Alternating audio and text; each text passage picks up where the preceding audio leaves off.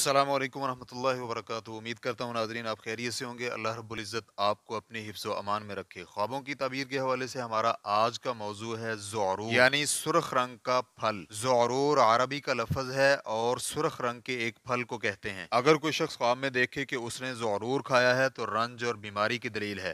حضرت کرمانی رحمۃ اللہ علیہ فرماتے ہیں کہ اگر دیکھے کہ اس کے پاس زعرور ہے یا کسی کو دیا ہے یا اس کو گھر کے باہر ڈالا اور نہ کھایا تو دلیل ہے کہ رنج اور بیماری سے امن ہوگا۔